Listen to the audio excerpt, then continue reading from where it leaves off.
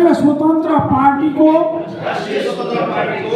विधान प्रति पूर्ण वफादार रही सत्यनिष्ठापूर्वक प्रतिज्ञा गर्दै ईश्वरका नाममा ईमानका साथ शपथ लिन्छु कि पार्टीप्रति पूर्ण वफादार रहँदै वडा समितिको